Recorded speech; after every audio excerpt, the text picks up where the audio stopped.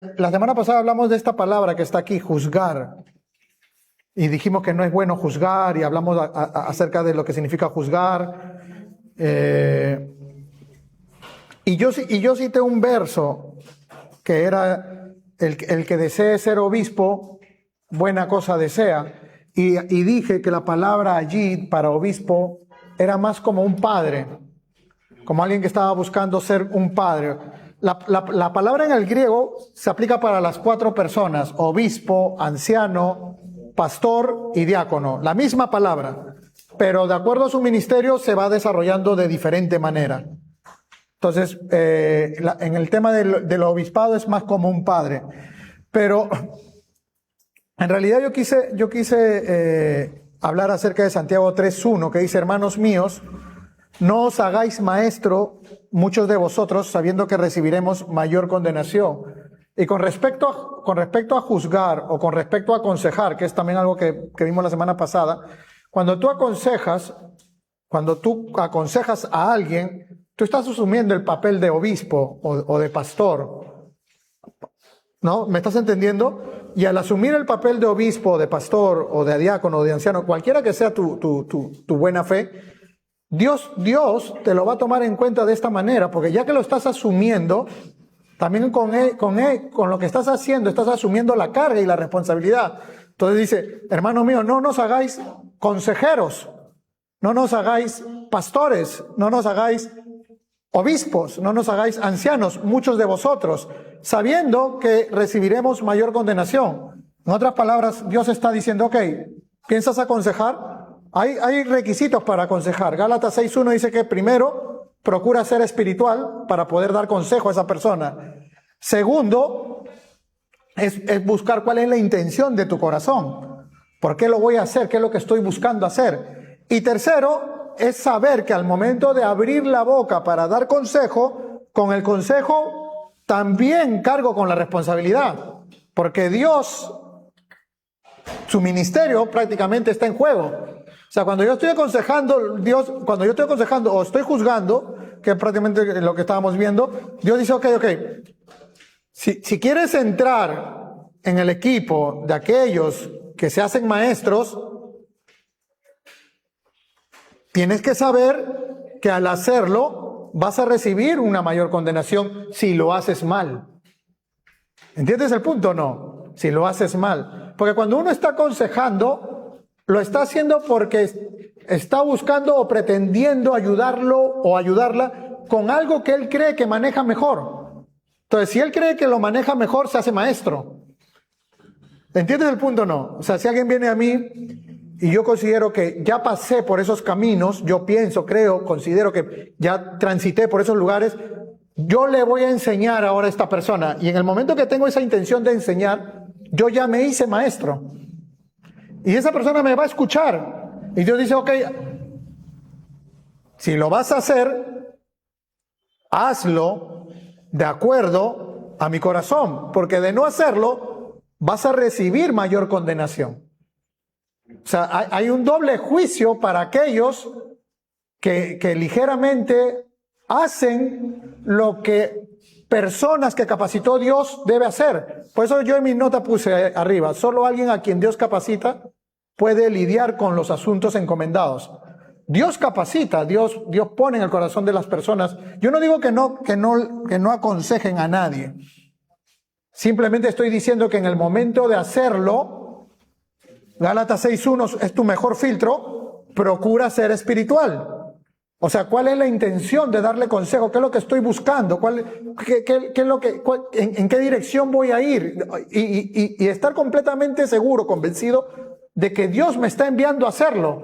Porque si yo me convenzo de que Dios me está enviando a hacerlo, quien va a hablar por mí es el Espíritu Santo. No soy yo. Es como si en el momento en que cuando alguien viene a los pastores, cuando alguien ha venido a mí, y estoy escuchando el consejo, estoy escuchando cualquiera que sea la conversación de la persona con la que estoy hablando, buscando consejería, yo estoy orando en ese momento. Estoy escuchando y a la vez estoy orando y escucho y presto atención y pienso en versos y sigo orando y le pido a Dios, y le he dicho muchas veces: Señor, en mi carne yo le puedo dar un consejo, pero que no sea en mi carne. Y en algunos momentos he dicho a esas personas que han venido a mí, mira, sabes que este problema te sobrepasa a ti y me sobrepasa a mí. Pero conozco a alguien que nos puede dar cierta luz. Y es ahí donde yo llamo a los ancianos. Y les dije el miércoles pasado, tengo a Pastor Hadley, al mismo Pastor Stan, tengo gente que está detrás de nosotros. Porque hay situaciones que por la falta de experiencia o por la falta de conocimiento, se siente como que te sobrepasa. En la carne tú puedes soltar un consejo. En la carne. La carne aconseja perfectamente. Si está bien o mal, eso no importa, porque hablar es muy fácil. Lo que es difícil es callar.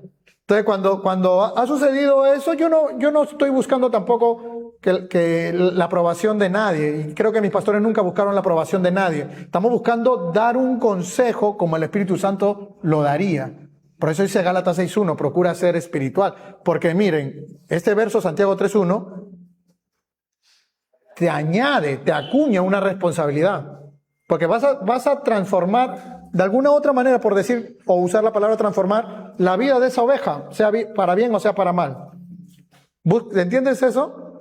Lo que le vayas a decir va a repercutir en lo que esa persona va a decidir, sea para bien o sea para mal. Ahora, también y esto te lo digo ya como pastor a la iglesia, ¿no? También me ha pasado que hay personas que han venido a mí y me han dicho, pastor, estuve aconsejando a un hermano y me gustaría que usted también viniera y hablara con ese hermano. Yo a veces, creo que en una gran mayoría de situaciones o oportunidades, he desistido de ir. Y es prácticamente como si yo dijera, bueno, tú buscaste hacerlo, busca a Dios para que Él te ayude a terminar con eso. ¿Por qué? Porque esa persona se abrió con él o con ella, no se abrió conmigo. Y no se abrió conmigo porque quizás no hay, qué sé yo, tantas cosas que tienen nuestras vidas, ¿no? No hay identificación con la iglesia, no hay identificación con el pastor, y no estamos obligando a que la iglesia se identifique con el pastor. El pastor, es como dice Juan 10, el pastor habla, las ovejas oyen su voz y lo siguen. O sea, no imponemos el pastorado a nadie. Y ahora, si esa persona no se abre conmigo y se abre con un hermano, y el hermano decidió trabajar como obispo, pastor, anciano, diácono, bueno, recuerda, hermanos míos, no nos hagáis maestros, muchos de vosotros, sabiendo que recibiremos mayor condenación. Y esta era una de las razones por las que cuando venían a mí para pedirme consejo en el tiempo de mi pastor, yo decía, habla con Pastor Arturo, háblalo con él. Cuando estamos a veces en las conferencias, es gracioso porque estamos en las conferencias, en Argentina, en Chile, en qué sé yo, Colombia. Vienen los hermanos a consultarnos cosas que suenan más como de consejería. Yo soy de los que rápidamente dicen, háblalo con Pastor Cristian, tienes un pastor. No, pero ¿usted qué piensa? Yo pienso que debes hablarlo con Pastor Cristian. No, pero lo escuché predicar. Sí, está bien, pero podrías hablarlo con Pastor Cristian. Él es tu pastor. Puedes hablarlo con Pastor Stan, él es tu pastor. Háblalo con Pastor Daniel, él es el pastor en Argentina. O Pastor Mauricio, háblalo con Pastor cuando estamos en Trujillo, háblalo con Pastor Julio. Esa es tu congregación. Háblalo con Pastor Jorge en Mazamari. O sea, a veces la carne tiene la tendencia de abrir rápido la boca para opinar, pero hay que buscar siempre la guía del Espíritu Santo. Ahí tiene la palabra en el griego, didascalo, si te gusta el griego, maestro, que significa o se traduce siempre como maestro en los 4 evangelios. Yo puse esto. Esto está sacado del diccionario Vine. A ver qué hay acá. Esta fue ya una nota personal. En el capítulo 3 de Santiago tiene como uno de sus temas centrales, en el capítulo 3 de Santiago, como uno de sus temas centrales, ¿qué cosa? La lengua. No es casualidad que este capítulo inicie diciendo, no os hagáis muchos de vosotros, porque así inicia. Santiago 3.1, no os hagáis muchos de vosotros maestros. Yo estuve pensando y me decía, no es casualidad que empiece justo así, porque después en el capítulo 3 lo que dice, la lengua es un miembro muy pequeño que destruye prácticamente todo, es como que destruye un bosque completo. Y dije, qué interesante que es Dios cuando cuando escribe sus cartas. Empieza diciendo, no os hagáis muchos maestros, como si dijera, tienes una lengua, úsala bien. Úsala guiada por el Espíritu Santo. No os hagáis mucho más, debido a que somos fáciles para hablar, aconsejar, predicar, etc., sin escuchar de Dios, y tardos para guardar silencio cuando no debemos buscar hacer el trabajo del Espíritu Santo. Eso es algo que, esa es como mi nota personal cuando estuve pensando en Santiago 3. Somos muy rápidos justo para eso, ¿no? Para aconsejar, para juzgar. Sí, yo creo que te dije a ti, ¿no? Cuando estamos a punto de hacer algo, lo hago. Rápido, pero con fuerza, me muerdo la lengua. Este miembro pequeñito, dice Santiago en ese capítulo 3, destruye en su mayoría. Es como un pequeño fuego que destruye todo un bosque. Lo dice ahí en Santiago 3. No es casualidad que eso esté ahí justo iniciando ese capítulo. Entonces con eso termino lo de la semana. A ver, acá hay otra nota. ¿Qué dice acá?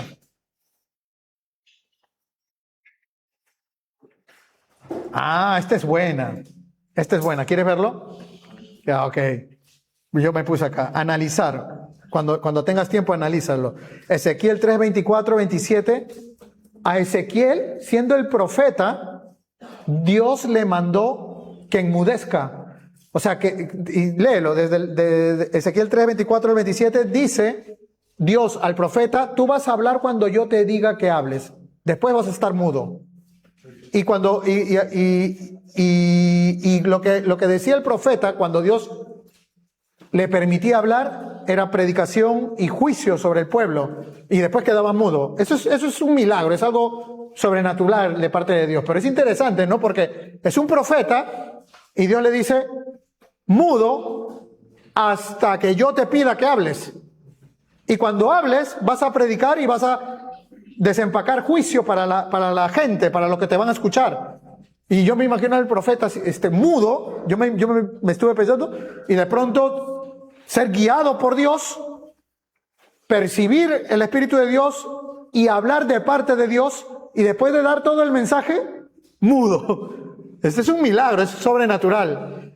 Y yo ¿por qué me acordé de esto? Porque es lo que debemos hacer nosotros. Dios a veces nos dice, calla, tú vas a hablar cuando yo te pida que hables, y lo que vas a decir van a ser mis palabras.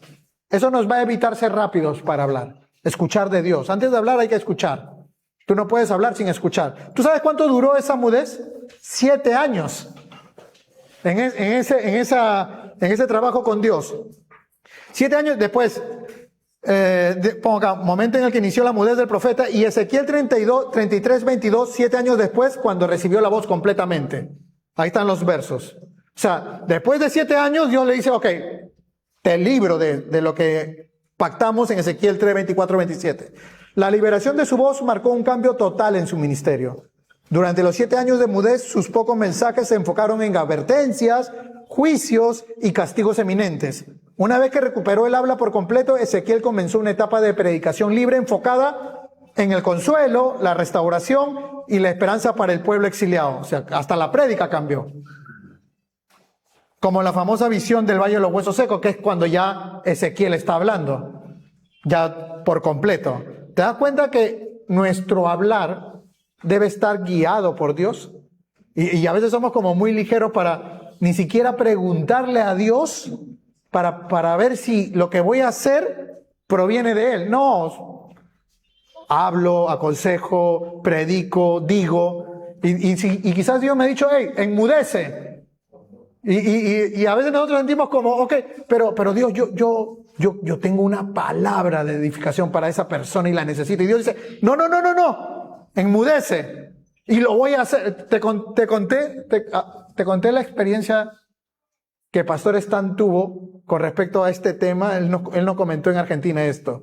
Él nos dijo también, a veces es muy rápido para nosotros hablar sin la guía del Espíritu Santo, y cuando lo hacemos, luego nos sentimos completamente mal. Y a veces Dios lo está evitando. Él cuenta esto. Él dice que están en una reunión en su inicio de ministerio, un pastor muy joven, y él tiene como el impulso de decir algo, como una corrección, como como una señalización a alguien que estaba en la mesa. Alguien había dicho algo que quizás él sintió que no estaba correcto y él quería montarse sobre lo que dijeron y corregir o exhortar, pero de una manera quizás hasta incorrecta. Y él sentía, me dice a mí, a Pastor Emanuel en esa oportunidad en la sala, él sentía como que no debía hacerlo.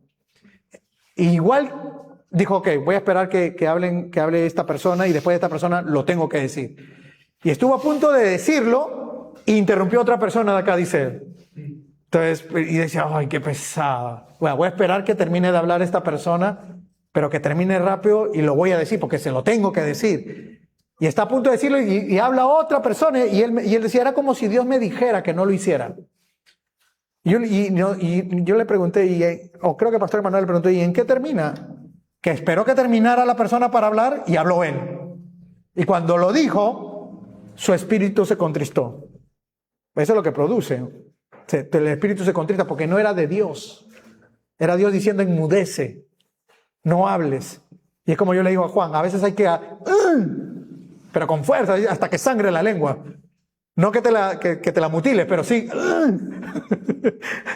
No tienes por qué decirlo. Mira, el profeta, 7 años, solamente estaba hablando lo que Dios le dijo que debía hablar. Y después lo liberó. Y cuando lo liberó, mensajes que ya enfocaban consuelo, ya enfocaba restauración, ya enfocaba esperanza. Y ahí está el gran mensaje de la predicación a los huesos secos, evangelización. Como dice el proverbio, ¿no, pastor? Que solo habla palabras de bendición y no de maldición, empezó a hablar, ¿no? Y no, no puede salir agua salada y agua dulce de cariño. Exacto, Santiago lo dice, pero si estuviera Carol, ella tiene un verso con el que está transitando este mes que dice, que cita de esta manera, que todas mis palabras sean sazonadas con gracia. No sé si es un salmo, no lo sé, si estuviera aquí le diría, ¿qué es el verso que te está acompañando? Pero eso es lo que dice, pero en realidad lo dice la Biblia, que mis palabras sean sazonadas con gracia. De bendición, exacto, de bendición. Ok, ahora sí, Romanos 2, 6, 11, terminamos todo Romanos 1. El cual pagará a cada uno conforme a sus obras. Vida eterna a los que perseverando en bien hacer buscan gloria y honra, voy a poner buscan gloria y honra e inmortalidad. Pero ira y enojo a los que son contenciosos y no obedecen a la verdad, sino que obedecen a la injusticia. Tribulación y angustia sobre todo ser humano que hace lo malo, el judío primeramente y también el griego. Pero gloria y honra y paz a todo el que hace lo bueno, al judío primeramente y también al griego. Porque no hay acepción de personas para con Dios. Vamos verso por verso. El cual pagará a cada uno conforme a sus obras. Si tú lees Romanos 14, 12, vamos a leerlo ya. Romanos 14, 12.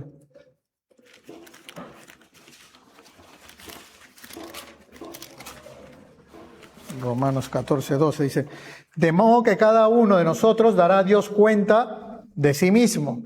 Y en 2 Corintios 5, 10, ahí tienes el verso. 5:10 dice, porque todos nosotros debemos comparecer ante el tribunal de Cristo para que cada uno sea recompensado, tribunal de Cristo, recompensado por sus hechos, estando en el cuerpo, de acuerdo con lo que hizo, sea bueno o mal, recompensado, habla de Siabema, habla del juicio de los creyentes. O sea que sí, cuando nosotros partamos de este mundo, vamos a tener un juicio en la cual seremos juzgados, para usar la palabra de la Biblia, de acuerdo a nuestros hechos o a nuestras obras. Las obras no justifican a nadie. Las obras no salvan a nadie. Las obras sí evidencian, de alguna manera, que tú has sido salvo.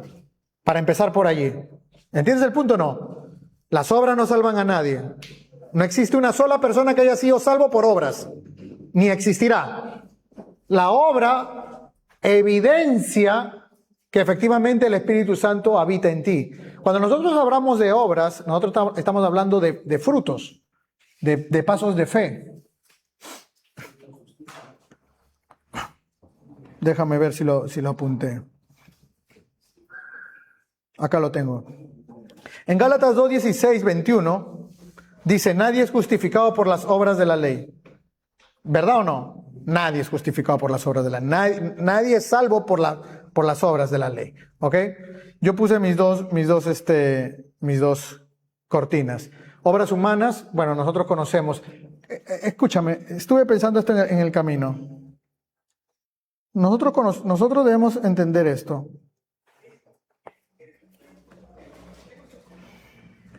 Acá hay una persona. Espérate. Vamos a hacerla bien para poderla... Ok.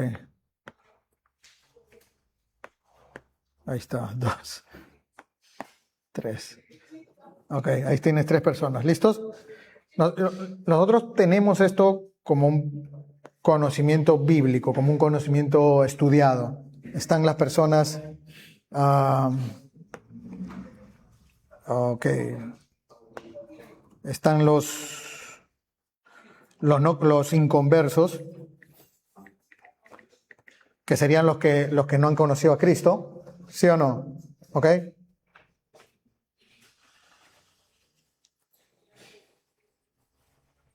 Están los creyentes, que serían los que conocieron a Cristo, ¿ok?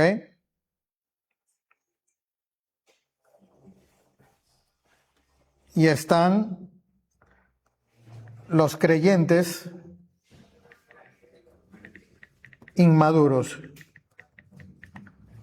Ahí están los 3 grupos de personas. Los inconversos, los que no han conocido a Cristo, o los carnales. Ojo con eso. La palabra en el griego es sarx. A veces tiene una S, que significa carne o animal. O sea, carnales. Y justamente habla de este mundo. Es más, Santiago dice que la sabiduría de este mundo es animal, diabólica, ¿no? Entonces, cuando hablamos de carne, o cuando la Biblia habla de carne, está hablando justo de animal, de diabólico, de antinatural, o sea, el mundo. ¿Ok? Los creyentes inmaduros no son sarx. ¿Entiendes o no? Los creyentes inmaduros son creyentes, pero que no están pegados al pozo, que no están pegados a la vid, pero son creyentes. Es más, en 1 Corintios 3,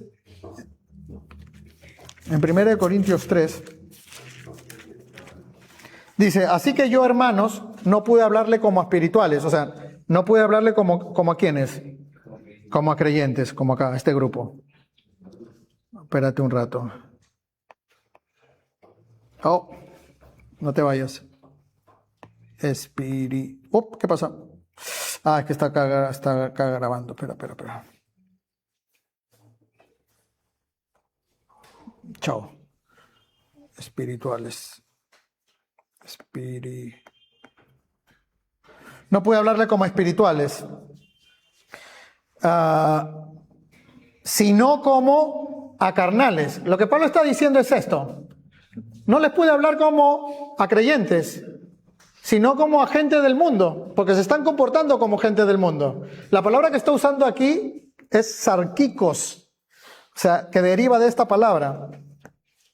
Sarquicos.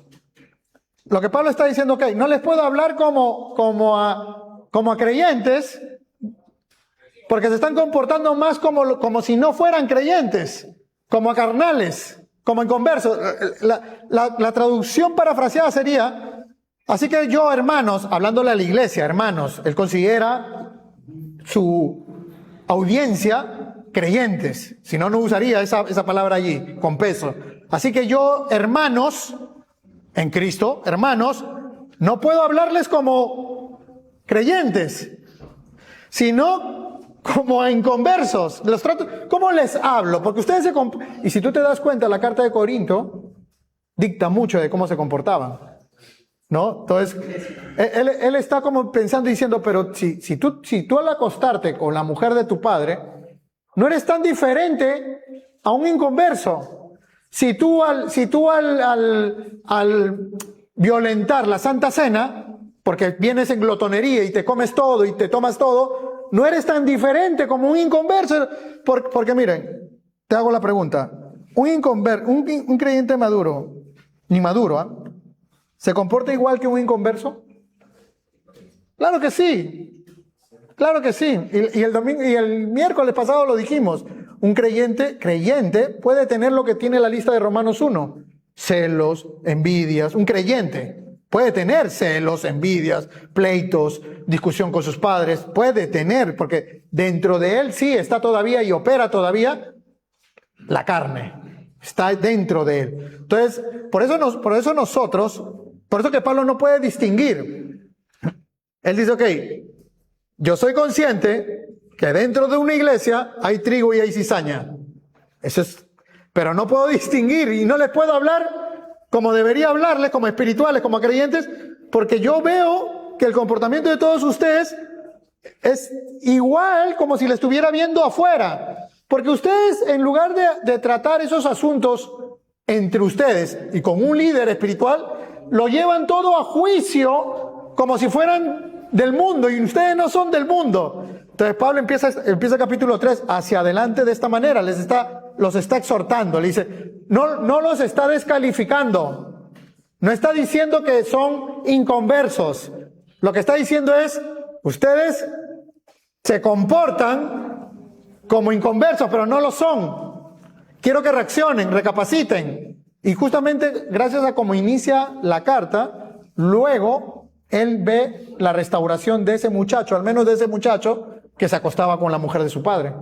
Lo ve más adelante en la segunda carta de Corintios, él habla de ese suceso, porque él está exhortándolo, él está animando a que sus sentidos se despierten.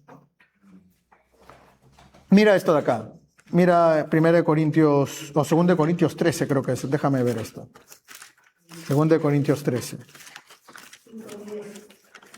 2 Corintios, creo que es 13.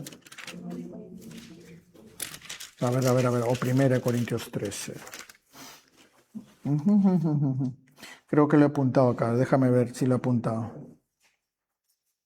2 Corintios 13, sí. 2 Corintios. Timoteo, ¿cómo estás? Bien, Timoteo. 2 Corintios 13, 5. Dice. Ok. En la NBLA dice, pónganse a prueba para ver si están en... Ok, ¿a quién está escribiendo la carta, Pablo? A la iglesia de Corinto. Ok, ya está terminando. Esta sería la cuarta carta de Corintios, porque existieron 4 cartas. 1 Corintios, 2 Corintios, 3 Corintios y 4 de Corintios, ¿no? Sino que la iglesia, la Biblia lo registra como primera y segunda, que esta sería la cuarta. O sea, ya está terminando su carta. Y terminando su carta, en el verso 5 escribe, pónganse a prueba para ver si están en la... ¿Cómo lo dice la Reina Valera? ¿Cómo dice la Reina Valera? Si estás en la fe. Pónganse a prueba para ver si están en la fe. Examínense a sí mismos. O sea, claro, porque te digo esto. Si Pablo, entrando a Corinto, no podía identificar. Él no puede, porque yo parado aquí puedo decir, ok, voy a identificar a la gente de acuerdo a su comportamiento. Si yo llegara a hacer eso, descalifico a todos y me incluyo. Total, tal cual. Pablo no puede deducir quién es hijo y quién no es hijo. Esa es la obra del Espíritu Santo. Pero Pablo sí termina diciendo la carta, el Espíritu de Dios usando a Pablo, examínense ustedes mismos. Porque la certeza de tu salvación no está a través de los ojos de un tercero. La certeza de la salvación está dentro de uno mismo. La convicción de saber que eres hijo de Dios nace de adentro de tu corazón. Romanos 8, 15 y 16, el Espíritu le dice a mi espíritu que yo puedo decirle a Dios, Abba Padre. El Espíritu le dice a mi espíritu, el Espíritu de Dios le dice a mi espíritu que con convicción yo puedo decirle a Dios, Abba Padre. Yo no puedo decirle a nadie, de acuerdo a lo que estoy viendo, si es hijo o no es hijo. Antes de entrar a este capítulo de Mateo 7, un poco para desempacarlo, quiero que tengas siempre presente este verso, porque Mateo 7 tiene uno de los versos más controversiales, más discutidos, más malentendidos. Un verso que en algún momento hasta se transformó en una doctrina perversa, una doctrina violenta, que señalaba al creyente para descalificarlo. ¿Cuál es? Por tus frutos los conoceréis. ¿Ok? Y al no darle la dirección correcta, el creyente se hace juez, pero ya vimos que no podemos ni hacernos juez ni consejeros, porque al hacerlo estamos añadiéndole a nuestra consejería la carga de saber que Dios nos va a demandar lo que vamos a decir. O sea, hay que darse cuenta de eso. Ahora, Pablo dice, ok. Bueno, Jesús lo dice, pero Pablo está diciendo, examínense ustedes mismos. Para entrar a Mateo 7 tienes que entender esto. Por tus frutos te conoceréis, no se aplica para el que está a tu costado. No se aplica. Ni para el que vive contigo. No se aplica. Se aplica para uno mismo. Porque ahí dice, examínense, pónganse a prueba. ¿Qué es lo que voy a probar? Mi fe. Para ver si están en la fe. Examínense a sí mismos. Yo me voy a examinar. Yo estuve hablando con mi esposa, estuve hablando con Carol y ella me decía, pero pueden haber creyentes o personas que consideran o tienen dudas de ser creyentes. Bueno, deben haberlos. Y ella me hace la pregunta, ¿y tú qué piensas? Yo soy hijo de Dios, eso es ni vuelta que darle. Pero así de convencido, totalmente. El Espíritu le dice a mi espíritu que soy hijo de Dios, no porque soy pastor, no porque evangelizo los miércoles con ustedes, porque hay dentro de mí esa vida que le dice a mi vida que soy un hijo de Dios. Estoy completamente seguro, amo la venida de Cristo, yo amo su venida, amo esta vida, amo lo que está sucediendo y lo que va a suceder. Eso no procede del mundo, procede de otra vida, y esa vida es la vida eterna, la vida sobrenatural. Yo estoy segurísimo. ¿Dónde nosotros cuajamos nuestras convicciones? En la Biblia. Más vamos leyendo, más vamos entendiendo nuestra posición. Más vamos leyendo, más vamos entendiendo que somos hijos. Y si no lo somos, más vamos leyendo y el Espíritu va a convencernos de nuestro delito y pecado y nos va a traer al arrepentimiento. Ese verso de por tus frutos los conoceréis, ese estuvo mal usado porque ese verso se usó para direccionar el dedo a los hermanos. Andrés, yo no veo que las cosas las estás haciendo como las debes hacer. Por tus frutos os conoceréis. Tú debes hacer esto, debes hacer esto. Y yo soy juez y verdugo. Y estoy juzgando a mi hermano. Y vimos también en Romanos 14:4, ¿quién eres tú que juzgas al siervo de tu Señor? Nosotros no podemos hacer eso. Ese verso, en todo caso, si lo quieres aplicar, lo aplicas a ti mismo. A ti mismo. Ese verso va a desnudar si efectivamente tú eres hijo o no hijo, pero ese verso es para ti mismo. Es más, ahora vamos a Mateo 7 para que lo veas. Ese versículo, por sus frutos os conoceréis, no está más relacionados a los... Liderazgo y ovejas. Así es. Ok, vamos a ir por partes, vamos por partes. Primero, no pensamos cambiar ninguna doctrina. Todas nuestras doctrinas, como las conocemos, están cimentadas en una enseñanza bíblica, ¿no? Por allí vamos a empezar. Nadie está equivocado. La Biblia nos va a mostrar quién está equivocado o quién no lo está. Se puede aplicar de esa manera, porque Jesús está hablando a los fariseos acerca de... Es más, en el verso 12, ¿cómo empieza? Perdón, en el verso 15, ¿cómo empieza? Cuídense de qué. Bueno, acá dice, cuídense de los falsos profetas. Así va a empezar él.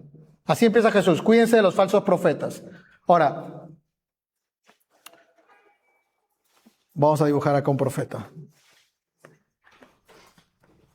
Vamos a ponerle acá la pierna. Un profeta ahí con la boca de profeta hablando. Quizás hasta de parte de Dios. Espérate.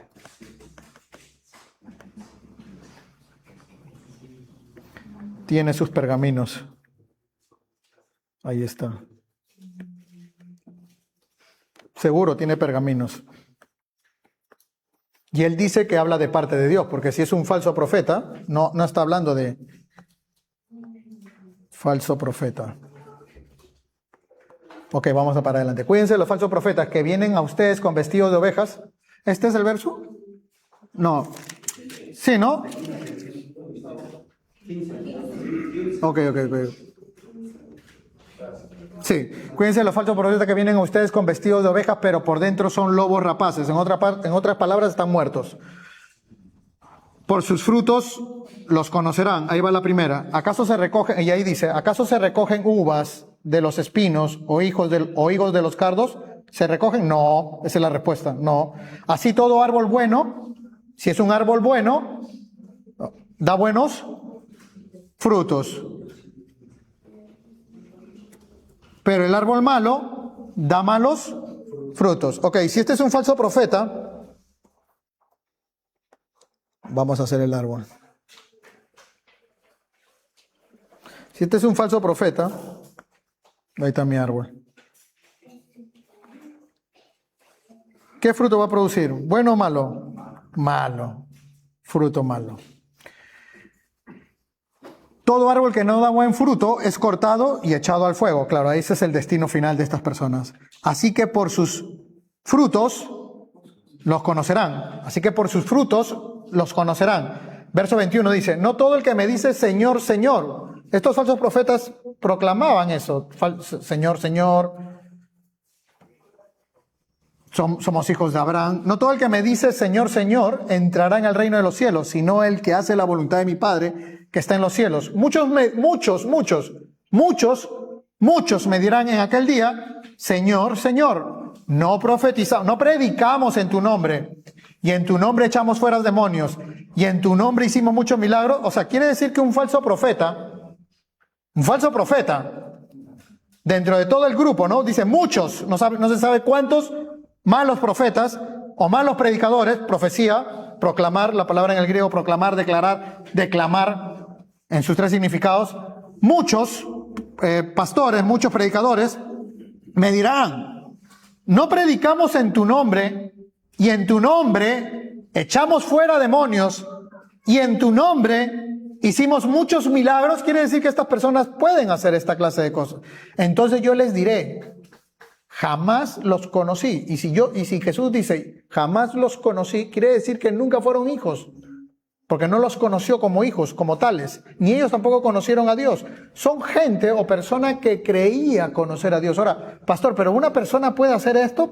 Claro, la carne puede predicar. La carne puede predicar. Sin haber nacido de nuevo, puede predicar. Dice muchos milagros. Claro, porque sin darse cuenta puede estar manipulado por el Dios que tiene poder en este momento, el Dios de este mundo. Puede sacar demonios, puede hacerlo, puede hacer cosas. Esta vida se parece mucho a la de un creyente, pero si te das cuenta al final dice, Cristo, nunca te conocí.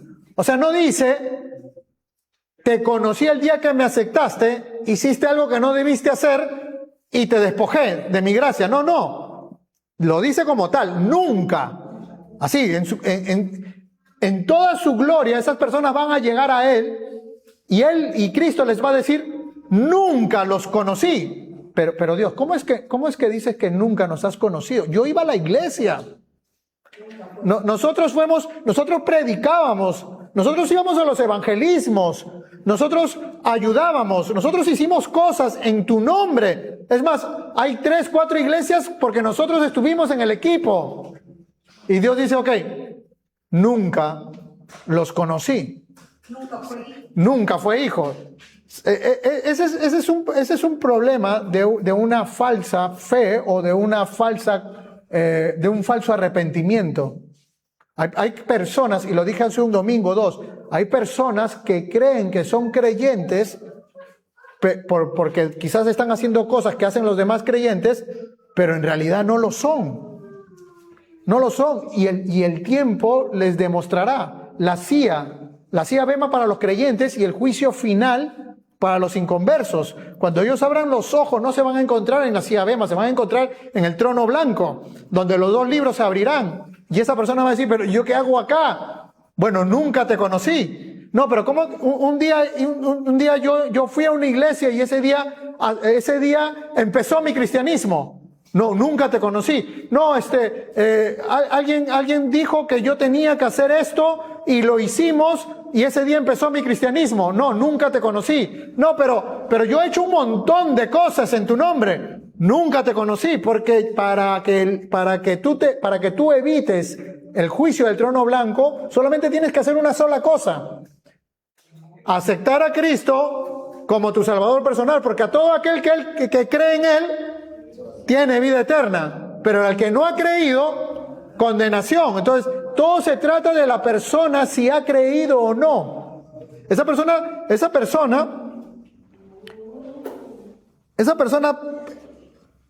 puede parecer muy creyente y finalmente no lo es. Por eso que nosotros procuramos, los que vayan a estar detrás del púlpito, deben procurar predicar no para verse bien, sino para buscar convencimiento en las personas, para edificación en los creyentes y para restauración o nacimiento de nuevo en los inconversos, porque dentro de la congregación hay trigo y hay cizaña. Esa es una verdad bíblica, es una verdad que nosotros no podemos negarnos, es una verdad que yo no me puedo cegar, es una verdad que yo debo de entender. Obviamente como pastor, en el amor de Cristo, yo tengo que verlos a todos como creyentes y orar por eso. Obviamente eso es lo que yo tengo que hacer, porque si yo le permito a mi carne clasificar, ya estoy juzgando, ya estoy condenando, y no puedo hacer eso y nadie puede hacerlo. Como pastor, todos son hijos de Dios, porque no puedo ver la otra opción. Quien la va a ver o quien la está viendo es Dios, y Dios va a convencer a esas personas que están en las sillas de sus delitos y pecados. Yo estoy completamente seguro, y el cielo me dirá si me equivoco o no, que en alguna de las prédicas que hizo Pastor Stan o Pastor Arturo o quien te habla, en alguna de las prédicas, personas, cuando terminamos a veces nuestro servicio y oramos para que la gente se acerque a Cristo, creyentes que han estado 3, 4 años, 10 años, 15 años, ese día oraron sin darse cuenta que están orando con arrepentimiento y por fin aceptaron a Cristo y se fueron nacidos de nuevo. Yo estoy seguro de eso, porque Dios hace esa clase de situaciones, esa clase de cosas. Y a veces lo entiendes cuando la persona viene y te dice, lo de hoy, pastor, fue como fuego en mi corazón. Antes nunca lo había sentido. He estado en tantas iglesias, he estado con ustedes años, pero lo de hoy como que sentía algo en mi vida. Yo a veces digo, ok,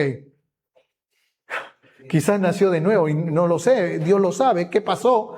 O fue algo que transformó su vida en este momento. Esa obra la hace solamente el Espíritu Santo.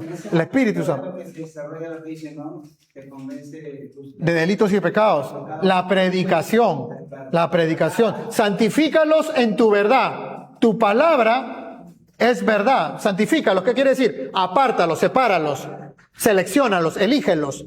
La palabra predicada es la que finalmente va a libertar, va a liberar, va a convencer. Yo estuve hablando de esto con mi esposa con mucho tacto, con mucho cuidado también. Y ella me decía, ella me hace esta pregunta. Ya, pero ¿cómo te das cuenta si eres o no eres hijo? Porque podría ser que una persona está años y no se está proyectando el fruto. ¿Y cómo haces eso? ¿Cómo puedes saberlo? Y ella me dice, yo podría estar viviendo años, o un hermano puede estar viviendo años en el ministerio y su vida no tiene la expresión de que ha nacido de nuevo. Bueno, es fácil deducirlo, porque cuando empieza el capítulo, ¿a quién le está hablando? A los profetas. O sea, estamos hablando de gente que está ligada a los pergaminos. Esto es lo que hace Cristo. No te has dado cuenta, pero te lo digo de esta manera. Esto es lo que hace Cristo en Juan 3. Cuando viene Nicodemo, prácticamente Jesús le está diciendo a Nicodemo, tienes que nacer de nuevo. Porque si hablamos de frutos, Muchos me dirán, pudo haber tenido esa conversación con Nicodemo y Nicodemo hubiera salido volteado al revés. Muchos me dirán, y tú estás en esos muchos. Porque Nicodemo, al igual que Saulo, ellos, es más, cuando tú lees Filipenses 3, ¿qué decía Saulo? Cuando yo lo hacía, lo hice con celo de Dios. O sea, creyendo que estaba sirviendo a Dios. Había un celo. Ellos creían, ellos pensaban. Era gente que estaba ligada a los pergaminos, a la historia, al contexto judío. Y Pablo y Jesús está atacando. ¿Qué atacaba Jesús? La religiosidad de los falsos profetas y de los fariseos. Gente que decía ser hijos de Abraham, que se sentaban en la mesa de Abraham.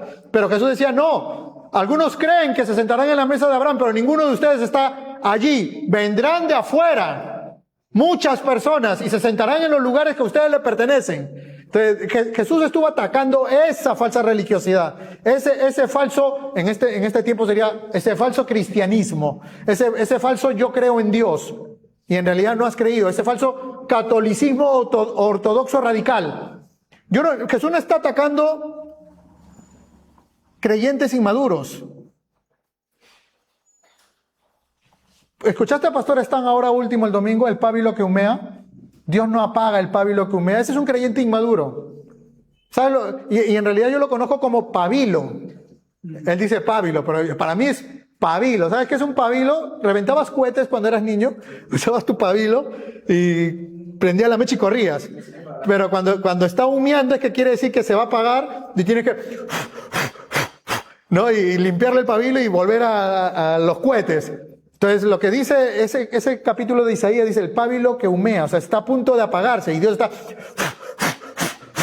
no va a apagar el pábilo que humea. O sea, el creyente inmaduro no está buscando aplastar al creyente inmaduro. Dios está buscando convencer al que cree que es creyente que no lo es. Este capítulo de acá no está para creyentes inmaduros, porque al final de cuentas este creyente inmaduro va a abrir los ojos y se va a encontrar en la Sia Bema. Está jugando, ¿no? Claro, y sus obras van a ser probadas en 1 Corintios 3. Y del fuego sacará heno, hojarasca o algo precioso, oro, tanto este de acá,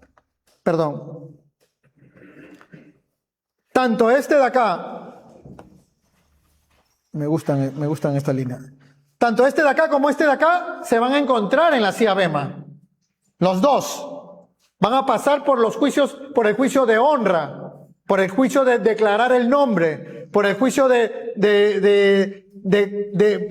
tú sabes lo que va a significar que Jesús con sus labios te honre y te diga, pasa buen siervo fiel al reino de tu amado Hijo. Para los creyentes, no dice para los inmaduros, pero esa persona que va a entrar al paraíso va a entrar con toda la mente renovada, con toda lágrima secada, pero va a pertenecer a ese reino. En el reino milenial hacia adelante, los que son maduros, los creyentes maduros, los que no tanto como maduros, sino los creyentes que perseveran, esa es la palabra que estaba buscando, estos creyentes que perseveran tienen una posición distinta a estos. Cuando venga el reino milenial, estos creyentes van a tener una posición distinta a estos. Eso es escritural. El reino donde David será rey, donde existirá una teocracia. Cristo será el soberano rey de reyes. Por eso que nosotros decimos, ok, no menosprecies, no buscar coronas, no buscar honra. Tú tienes que buscarlas, pero no las vas a buscar porque tú dices, ok, quiero buscarlas. Las encuentras aquí. Ahora, más Biblia... Como te dije el domingo, más Biblia, más Cristo. Lo que está diciendo en Mateo 7, está hablándole a estas personas de acá. Este es el color que, ¿esto es lo que estaba buscando? Sí. A ver, no, este acá. Ok, al inconverso. Muchos me dirán. Ahora, como hemos leído al comienzo, por los frutos sí vamos a ser evaluados. Pero en Gálatas 5 dice, tú léelo, no tengo tiempo para hacerlo, en Gálatas 5 hace una distinción. Las obras de la carne, y ahí está una lista larga, hechicería, envidia, celos, toda una lista. Después dice frutos del Espíritu. Obras de la carne que producen estas personas, frutos del Espíritu que no produce ni esta persona. Bueno, esta mucho menos, ¿no? Pero un creyente no puede producir frutos del Espíritu, a menos que permanezca en la vid y la vid produzca su fruto. El creyente no produce fruto. Pastor, no lo entiendo, explíquemelo. ¿Tú puedes amar sin Cristo? No. ¿Tú puedes perdonar sin Cristo? No. ¿Tú puedes tener paciencia sin Cristo? No. Por eso en Juan 15 dice, separados de mí, no puedes producir nada. Nada eres, no produces fruto. No estamos hablando de obras de la carne. Por las obras nadie va a ser justificado. Nadie puede. Es más, Isaías 64, me parece, dice que Dios ve las obras del hombre como trapo de inmundicia. Y hace poco Pastor Licky lo dijo en su transmisión, algo que me hizo recordar lo que significaba trapo de inmundicia. Tú tienes que saber lo que significa trapo de inmundicia para que sepas cómo Dios ve las obras del hombre. Es grotesco. Es más, no sé ni cómo adornar la idea para poderla transmitir. Pero trapo de inmundicia no es simplemente un trapo sucio que tú limpias la mesa. Es grotesco. Y así Dios ve las obras del hombre. Y las ve así porque proceden de un hombre que está totalmente corrompido. Isaías 1 dice que desde la punta de sus cabellos hasta la punta de sus pies está totalmente llaga, apesta, pus, materia, como lo quieras ver. ¿Cómo puede producir algo bueno ese hombre? Por eso luego va a arrancar diciendo en Romanos 3, no hay bueno ni uno solo. Él es totalmente malo, el moralista es malo, el religioso es malo, sus obras son malas. Ahora, si bien es cierto, yo no aplicaría por tus frutos, lo conoceréis a un creyente, porque te das cuenta que le está hablando a los falsos profetas, a gente inconversa. Sí puedo aplicarlo de manera personal, en el sentido de que yo, si soy creyente, eventualmente debo producir frutos. O sea, si yo soy creyente, no debo producir frutos. Esa es una verdad absoluta. Debo aprender. Si yo, es más, en Hebreos 5, ¿qué dice Hebreos 5? Hebreos 5 dice. En Hebreos 5. En Hebreos 5 dice, en el verso 11, acerca de esto tenemos mucho que decir y es difícil de explicar. Sí, hay cosas que son no solamente difícil de explicar, sino duras de escuchar, puesto que ustedes han hecho, ¿qué cosa? Acá están, vamos a hacer la lista acá. Tardos para oír. ¿Qué más dice? Pues aunque ya debieran ser maestros, o sea, deberían estar evidenciando su crecimiento, otra vez tienen necesidad de que alguien les enseñe los principios elementales. ¿Cómo lo dice? Ok, de las profecías de Dios o del pensamiento de Dios, y han llegado a tener necesidad de leche y no de alimento sólido. Ok, está hablando de estas personas, tardos para oír, tomar leche. Toman leche. Ahí está. Porque todo el que toma leche no está acostumbrado a la palabra de justicia, porque es un niño. Eso es lo que dice mi Biblia, al menos acá. Es un niño. Por eso toma leche. Verso 14. Pero el alimento sólido es para los adultos. Acá hay un creyente adulto. Vamos a hacer esto.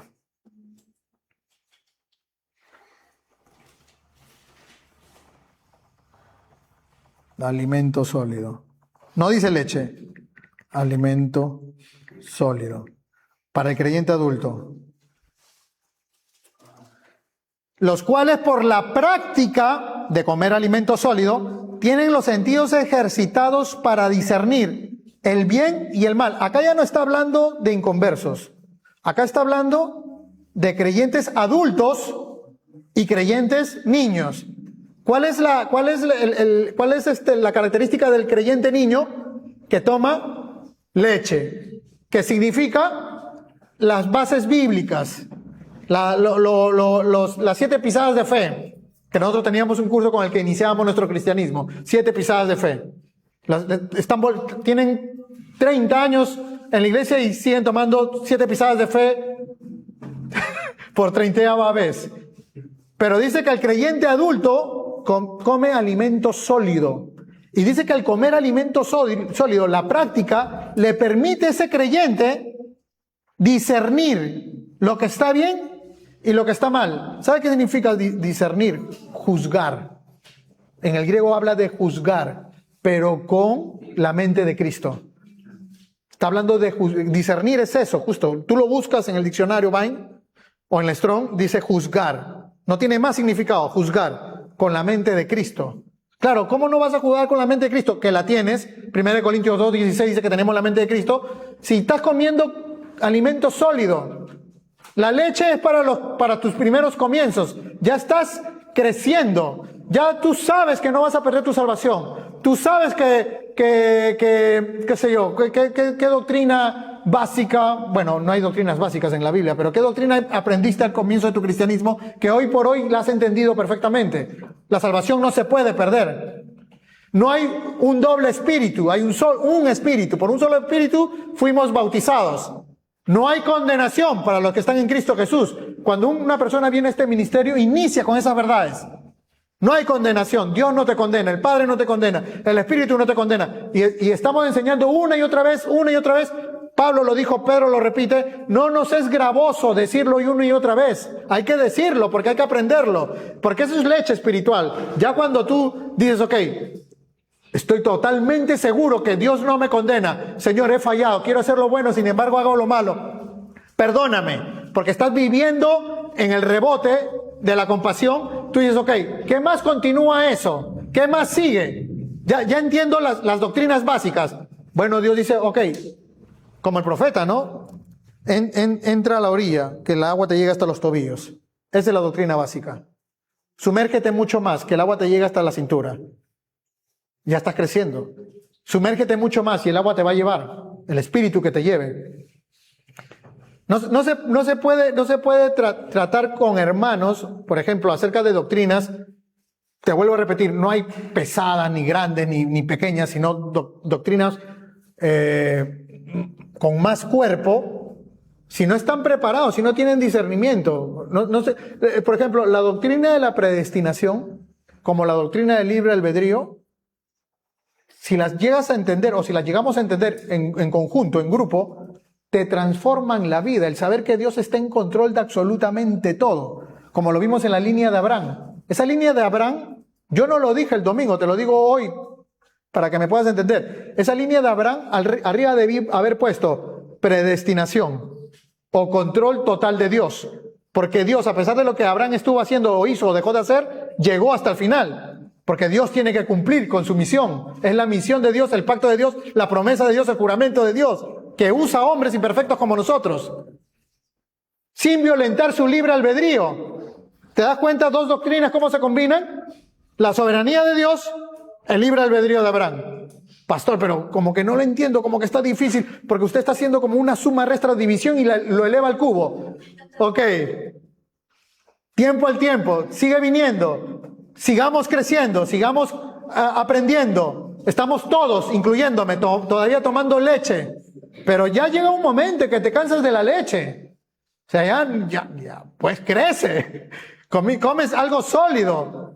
Te aseguro que cuando tú escuchas algo sólido vas a estar como, wow, eso nunca lo había visto así. Como cuando estuve hablando con un hermano y yo le decía, ¿sabes qué? En 1 Corintios 13 me parece que es, lo que está haciendo Pablo ahí es una hipérbole. Cuando dice, si yo llegara a hablar en lenguas angelicales, es una exageración. Y cuando tú escuchas a un hermano decir, ay, sí, ¿verdad? No, claro, porque si tú lees todo el texto, te das cuenta de lo que está haciendo Pablo, lo que está diciendo Pablo. Cambió de nan, leche en polvo, a un lomito saltado. Por leche gloria en polvo, a un lomo saltado por un momento y te das cuenta que es agradable para él y para mí enseñarlo. Es como sí, claro, quiero seguir viniendo, quiero seguir aprendiendo. Claro, ven, porque cansa la leche. Es como toda la vida. Yo conocí, tenía un amigo que yo tenía 16, él tenía 15 y seguía tomando su leche en biberón. Una locura. Imagínate. Yo no entendía por qué lo hacía, le gustaba hacerlo. Vivía así. Todos salíamos a jugar partido y él salía con su biberón en la mano. 16 y 15 años. Porque no le habían enseñado que lo que estaba haciendo estaba mal y se veía mal y que no era normal. Al contrario, le animaban a que lo siguieran haciendo. Y bueno, nos mudamos todos y no sé en qué habrá terminado su historia. Espero que yo tengo 45, con sus 44 años ya haya dejado el biberón. Pero hay creyentes que corren la carrera o buscan correr la carrera con leche espiritual y no tienen discernimiento, no tienen la capacidad para juzgar. Y son ellos los que son rápidos para hablar. Son los que están haciendo las cosas que no deben de hacer. Pero el que está estudiando la palabra pasa de aquí a aquí. Pasa de aquí a aquí. Pastor, pero yo le quiero decir algo. Yo estoy casado con mi esposa, tenemos como 15 años y mire, y quiero ser honesto con usted, yo veo que ella no produce frutos. ¿Y qué estás haciendo? Es que la Biblia dice, por tus frutos los conoceréis. Ya, pero ¿has leído Corintios 13:5? Examínate tú mismo. Porque cuando tú estás juzgando, yo podría decir, por tus frutos te conoceréis. Y tú estás juzgando. Yo pensaría que tú, al contrario, tú no eres. Y ella sí. Y yo estoy jugando con eso también. Pero no uses eso para hablar de tu esposa, de tu esposo, o de tus hijos, ay, que yo no veo que mi hija, tenemos años, yo no veo que mi hija haya cambiado. Es que nunca lo vas a ver. ¿Cómo lo ves? No, pues porque su comportamiento, su forma, él o ella se exponen, Si quieres vivir estresado, angustiado, ansioso, todo el tramo de tu vida como creyente, dale, sigue viviendo de una mala manera. Mira esto, yo dibujé. Uy, no, ya no me da tiempo. Te lo dejo para la semana que viene. Pero puedes ir leyendo esto. Dibujé ¿Habías visto alguna vez una vid? Sí. Sí, ahí está la vid. Y seguro aquí estoy yo. No, perdón. Aquí estoy yo. Todo eso soy yo. Ahora, soy una rama, solamente la rama. Yo no puedo producir fruto. ¿Quién lo produce? El Espíritu Santo. O sea, en otras palabras, la vid produce fruto, porque la vid no solamente es el tronco, sino también es la raíz, y también es la tierra, y también es el otro pámpano, porque pámpano y pámpano, dos hermanos juntos, Cristo está en medio, y Cristo es la unión de todos los pámpanos, siendo Él la única vid. Y Jackson Taylor exagera de manera espiritual y él dice, en realidad, Jesús lo es todo. El pámpano solamente es una vara, que si no permanece en la vid, no va a producir frutos. Si esta persona no está viviendo su vida pegada a la vid, o ligada a la vid, o abrazada a la vid, obviamente no va a producir fruto, leche espiritual. Tú no te preocupes de esta persona. Tú déjala a esa persona caminar delante de Dios. No juzgues. No digas si es o no es. Tú preocúpate de ti mismo. Examínate a ti mismo. Pregúntate a ti mismo, ¿por qué no puedo perdonar? Ahí está, es una buena pregunta. ¿Por qué no puedo tener paciencia? Siempre me encolerizo. Ahí va otra buena pregunta. ¿Por qué no puedo tener fe? Porque uno de los frutos es la fe. ¿Por qué no puedo amar? Esa es si te estás haciendo esas preguntas que yo me hago muchas veces, la respuesta es, ok, me falta más vid. Me falta mucha vid. Porque si yo considero y acepto y creo que soy hijo de Dios, el no producir estos frutos es porque no estoy ligada a la vid. El problema no es la vid. El problema soy yo que no estoy permaneciendo en la vid. El cristianismo en ese sentido es radical. Es más, hay versos que son bastante radicales. Y amarás al Señor tu Dios. ¿Qué dice? Con todo tu ser. Al Señor tu Dios con todo tu ser. Quiere decir que, dejando una cosa atrás, sigo hacia la vid para alcanzar mi premio, mi llamamiento, mi honor, mi honra. Pero eso es eventual. Estamos todos tomando leche. Pero ya tiene que llegar un momento. Pablo está diciendo, creo que Hebreo lo escribió Pablo, ya deberían ser maestros. Ya deberían todos, maestros y maestras. No estoy hablando de pastoras. Pero hay más condenación. No, ¿dónde hay condenación? No, hermana, no, ya deberían ser maestros. Levántense, cómanse un filete, un mar de plata. Háganlo para que de aquí a 3 o 4 años estén al costado las mujeres en la escuela dominical o plantando un estudio de mujeres, y hombres se levanten también para que estén aquí detrás del púlpito predicando gracia y obra consumada. Porque cuando el pastor sale, los hombres que se tienen que quedar se van a quedar para hacer lo mismo, mientras que el pastor está plantando iglesias, porque esta es una iglesia que planta iglesias. Pero si estamos viendo que todavía la gente está tomando leche, ¿por dónde y cómo? Si hasta da miedo poner a alguien que seguro lo primero que va a hacer es, por sus frutos los conoceréis. Y eso no es de lo que se trata el capítulo y el verso. Sí, nosotros debemos manifestar frutos. Si eres hijo de Dios, preocúpate de manifestar frutos. Pero preocúpate en ti, no en los demás. Tú, porque tus frutos van a evidenciar que eres creyente, y mejor aún, cuando llegue el día de la Sia Bema, Dios te va a honrar. Y de eso vamos a hablar la próxima semana, porque justo es lo que dice, miren, vida eterna a los que perseverar en bien hacer, buscan ¿qué cosa? Y es lo que yo busco, gloria. Yo busco gloria, yo estoy buscando gloria. Tengo un cuerpo glorificado, pero vamos a hablar a qué se refiere cuando yo digo que yo busco gloria. No es orgullo, al contrario, es total dependencia. Honra, claro que busco que Dios me honre, quiero honra e inmortalidad. Y acá están los versos, me he esmerado, pero todo se ha ido en la primera. Y es más, estos versos de acá, apúntalos si quieres, léelos cuando estés en tu casa. Y les voy a mandar, ahí está mejor aún, les voy a mandar. ¿Les mando con los dibujos? Ok, los voy a mejorar entonces. Ok, Padre Dios, bendice Señor este servicio, esta enseñanza, Padre. Hoy día hemos comido carne, creo yo. Carne, Señor, danos más de comida para adultos, para poder discernir, para poder juzgar con la mente de Cristo, para poder amar con el amor de Cristo, para poder perdonar con el perdón de Cristo. Señor, ¿por qué me impaciento? ¿Por qué tengo tanto descontrol en algunas situaciones?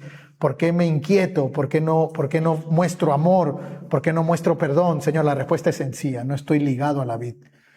Señor, ayúdame a poner tu palabra en mi corazón para no pecar contra ti. Dice el salmista, he puesto tu palabra en mi corazón para no pecar contra ti, y no quiero pecar. Sin embargo, quiero hacer lo bueno y hago lo malo, pero enséñame a comer tu palabra, que es dulce a mis labios y amarga a mi ser. A mi carne no le gusta, Dios. Somos niños en Cristo, todos nosotros aquí somos niños en Cristo, pero ya es momento de crecer, ya es momento de tomar decisiones en la Biblia, decisiones en Cristo, decisiones en el Espíritu. Bendice la iglesia y bendice esta enseñanza, Señor. Gracias, Jesús, por lo que nos has transmitido hoy. Gracias por la coinonía en el cuerpo de Cristo. Gracias por todo lo que estás haciendo. Gracias por el hermano Beto, por su onomástico que fue ayer. Gracias por el onomástico de Nati. Más Natis en la iglesia. Más Tanias, más Jacqueline, más Andrés, más Claudia, más en la iglesia. Gente que está tomando las decisiones, que está tomando la carrera, está tomando la posta.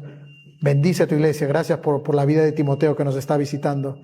Gracias, Dios. Gracias por todo. En tu nombre, Jesús, oramos y decimos amén, amén, amén. Apágalo, Russell.